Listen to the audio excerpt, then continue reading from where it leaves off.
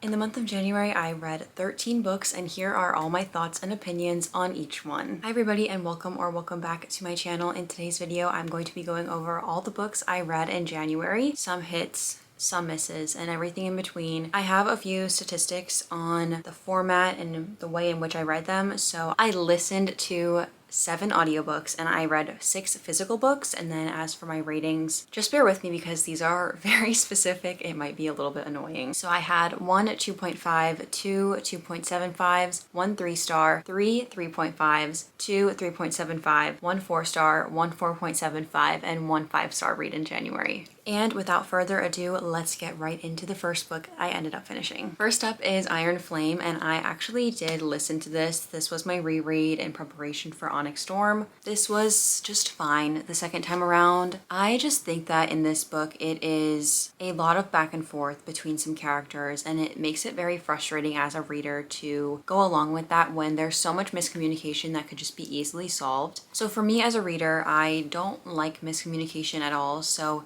experiencing it in this book was just frustrating. I did think at some points it was interesting what was going on. However, when it came down to it, that just really tampered my experience. First time, second time, it was just even more annoying because I already knew what was going to happen. I knew the end result and it's still just...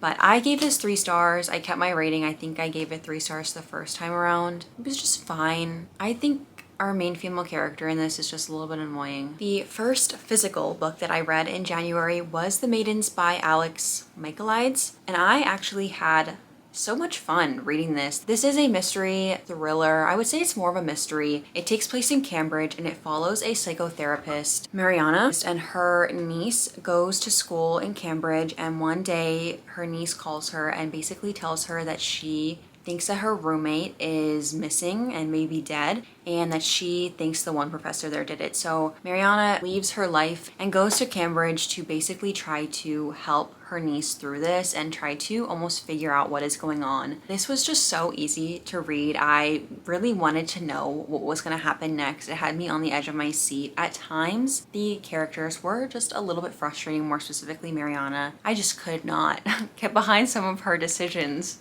sometimes, but that's beside the point. I did actually guess quite a bit of the ending. There were maybe like 1 or 2 aspects that were a little bit off with my prediction, but for the most part, I was pretty spot on with that, and things I was also just able to pick up on this. But I just had a really fun time reading this. I believe I gave this 3.5. Yes, 3.5 was my rating for this, just because Mariana really annoyed me sometimes. But I just had such a great time. It was a very easy, very enjoyable. I think I finished this in like a day, so very, very easy. Next book that I read in January was an audiobook, and that was Beg, Borrow, or Steal by Sarah Adams. This is the 3rd book in her little When in Rome interconnected standalone romance series. This follows Emily and Jack, and it is a rivals to lovers. They are 2nd grade teachers. And if you guys are interested in them being teachers, really don't, because this book takes place over summer break. I did try to read Practice Makes Perfect, which is the 2nd book in this When in Rome series, when it came out a few years ago, and I just did not like it. I ended up DNFing it. However, the aspect of them being teachers really enticed me. I'm going to school to be a teacher, so I just enjoy reading books about that. I think Sarah Adams' books are very corny. They're very goofy. I think it was a little bit too corny for me. They were so dramatic, and for what? It was fine. I believe I gave it 3.5 as well. For that reason, I don't think I will read any other books from the series. I don't know if I'll read any other books from her. I don't know. If all of her books are like that, I don't like that very over the top kind of characters. Next up is Anxious People by Frederick Bachman. I had heard so many good things about this. I went into this knowing very little. The only thing I knew was that it involved a bank robbery and the characters that kind of got caught in it along the way.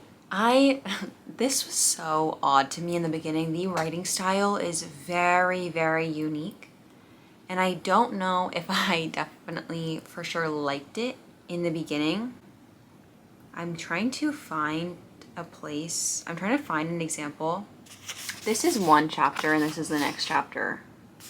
And it's like the narrator is talking to you as a reader, very, very informally, like talking to you. Just, I'll redo this page because it just, I didn't like this kind of aspect to it. 10 years ago, a man was standing on a bridge. This story isn't about that man, so you don't really need to think about him right now. Well, obviously you can't help thinking about him. It's like saying, don't think about cookies, and now you're thinking about cookies. Don't think about cookies. All you need to know is that a man was standing on a bridge 10 years ago, up on the railing, high above the water, at the end of his life. Don't think about that anymore now. Think about something nicer. Think about cookies. I just didn't really know where this was going. I was around 80 pages in, I was honestly really tempted to DNF this, but I kept going. And I think by the end of it, it was funny. It honestly was pretty funny as the story went on. And as more things are revealed, it is a more heartwarming story. However, that beginning part and just the overall kind of style and voice that the narrator has in the beginning, I just wasn't in love with. Needless to say, I am glad I ended up finishing it and continuing it. I did enjoy it. I gave this 3.5 as well, just because that beginning, it was just so confusing. There were so many characters introduced right off the bat, and it was almost like they're introduced to you, and I don't have any connection to them as a reader yet, so they're telling me all the stuff about them, and I just had trouble connecting with them and had trouble really seeing the significance of their part of the story. And obviously it does come back later on, but in the beginning it's just almost hard to get through. There's so much information that you are being told about each character, and it's they don't use a lot of names in the beginning. They just say like a man or like the dad, and it's a lot in the beginning where you're just really kind of reading and you don't really know where it's going. I don't know how I felt about this. I don't know if I'm going to read any more Frederick Bachman books. I just didn't really care for Beartown. I had struggled with this, but I don't know. Next up is actually an audiobook. I do have the physical book here, and that was Legendary by Stephanie Garber. This is the second book in the Caraval trilogy. When I read Caraval for the first time, I was a hater, a certified Caraval hater, and I wasn't really sure how I would feel going into this one. However, in this book, it follows the main character from the first book, Scarlet. This book follows her sister, Tella, and so it is Tella's experience playing in the Caraval games, which is just it's a carnival. Nothing is real, and you kind of have to try to find the clues and hopefully win the game. That's the end goal, and then you'll get a wish. And I actually liked this book a lot more than the first one. I just found it to be a little bit more enjoyable. I think mostly because when you are in Tella's point of view, she knows that everything is a game, and so she's kind of playing with that mindset where everything's a game. I think in the first book, in Caraval, when you're following Scarlet, she forgets it's a game. I just enjoyed following Tella's story a little bit more, and I actually had a great time listening to this. I think it works better as an audiobook just because it is very atmospheric. It's very whimsical, it's very fairy tale, and just listening to that, it's just a very enjoyable experience. Next up was my first 5-star of the year, and that is Malibu Rising by Taylor Jenkins Reid. I absolutely loved this. This book follows the Riva siblings as they are throwing their annual end of the summer party. By the morning, the party ends up out of control and the house is in flames. And it follows not only that night, but it also follows their parents' meeting and how they were kind of brought into this world. And I absolutely loved reading about their parents and their relationship and how the kids were raised. I think it was so interesting, and the progression of the story and just the way that Taylor Jenkins Reid weaves a story together is just so beautiful to me. It's so immersive. I'm there with the characters. I'm rooting for them most of the time. And I just had such a great time reading this. It was just such a great story. And also, Nina Riva, I love you. A great, amazingly strong female character that I just loved her progression throughout this book. I thought it was great. And I highly recommend. At this point, I recommend all of Taylor Jenkins Reid's books. I just loved them. Up next was the next audiobook I listened to, and that was The Hunger Games by Suzanne Collins. This was just so easy. It's just a short dystopian YA novel. Of course, you probably know what it is. The movies are iconic as well. And I just had a really enjoyable time listening to this. It really just gets right into it. You're in the games, you're following Katniss. It's so interesting. This was 4 stars. I was really rooting for Katniss along the way. The only reason I didn't give it 5 stars was just because I already knew what was going to happen. I thought it was really interesting kind of having my knowledge of what goes on in the movies and, you know, reading this afterwards and kind of seeing the similarities between the two. It was easy, it was quick, it did what it needed to do. It was very entertaining. Next up, I'm almost scared. I'm scared. And this was Onyx Storm by Rebecca Yarros, the 3rd heavily anticipated book in the 4th Wing series. And guys, I have a whole video rating this. Just know this book was bad.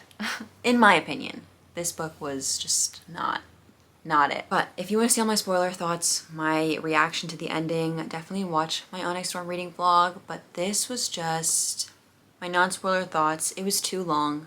There were way too many names, way too many characters that were brought up that, having even reread both books previous to this one, I was lost. The story was just boring. The ending just made me mad. That's all I'm gonna say on it.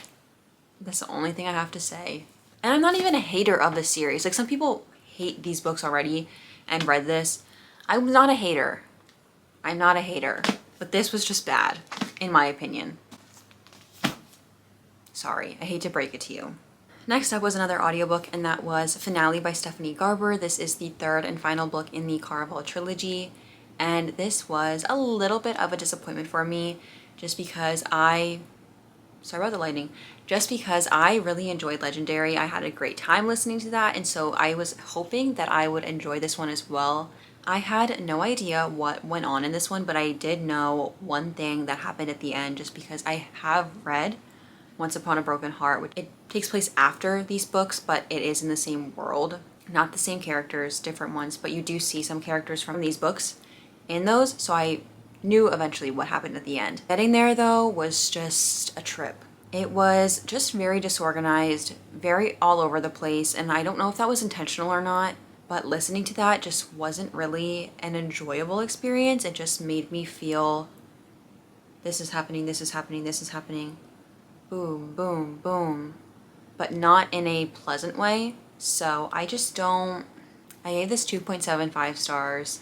I was hoping to have liked it just a little bit more, but overall, I would say the series, for me, the overall whole Caraval trilogy is probably a 3-star series, just because I did not like Caraval. I did like Legendary, but this one just wasn't my favorite. Next up is The Wedding People by Alison Espach, and I actually read this book with my mom.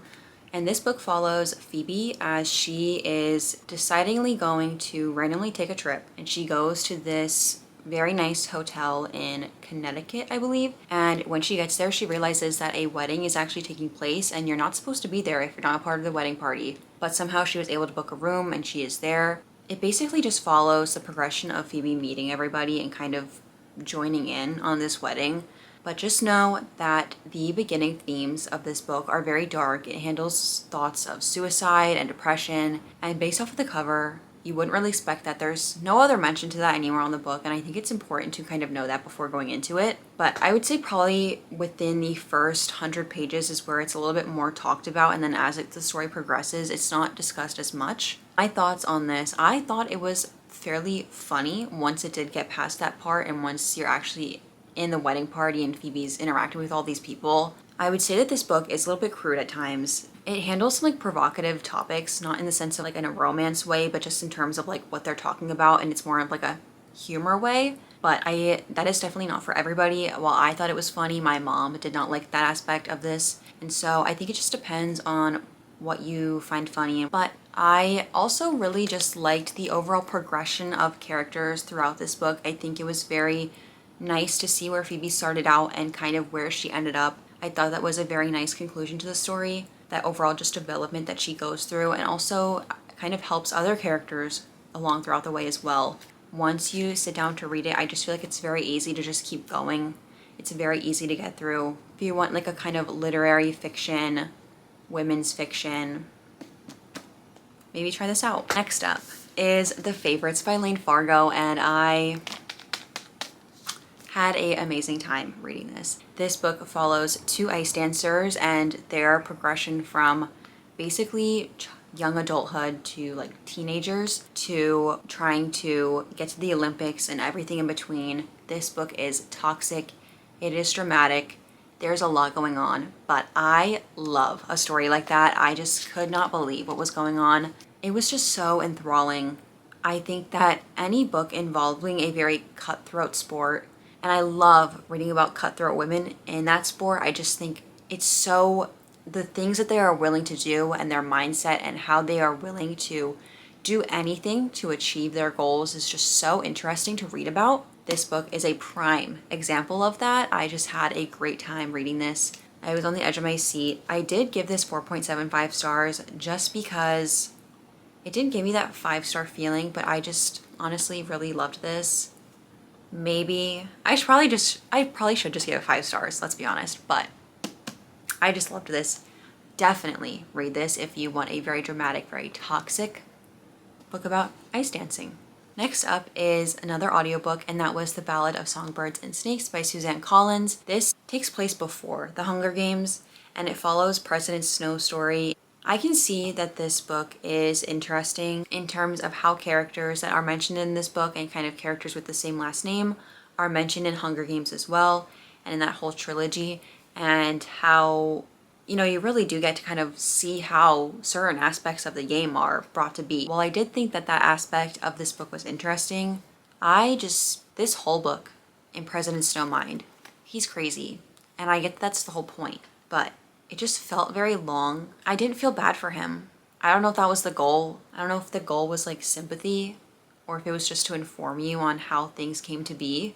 I'm not sure, but I don't know. I just didn't enjoy being in his head for this long. It was too long. I did give that 2.5 stars. And finally, the last book that I read was also an audiobook, and that was Two Can Play by Ali Hazelwood. This is just a super short audiobook. It is in audio format only, and it was just a very quintessential Ali Hazelwood book. It involves women in STEM. More specifically, involves video game programming. Like most other Ali Hazelwood books, it has the guy that is painfully in love with the main female character, and he just acts like he doesn't like her, and she thinks he hates him. Ali Hazelwood could do that in every single book, and I will eat it up every single time because I just love it so much. This is like a 4-hour long audiobook, so there's really not much development. It's just a little story. They're on a trip to Colorado, I believe, and it's just two different video game development firms trying to bond with each other to prove to this other company that they can work together. So it just follows that. It was super cute, super sweet. I had a great time listening to it. Very easy. Those were all the books that I read in January, but I had a pretty okay month. Some good ones, some meh. But I'm hoping that February is a little bit better. But I will see you guys in next week's video. I hope you guys enjoyed. Let me know your favorite book that you read in January in the comments below, and maybe I'll read that next. I hope you guys enjoyed, and I'll see you guys next week. Bye!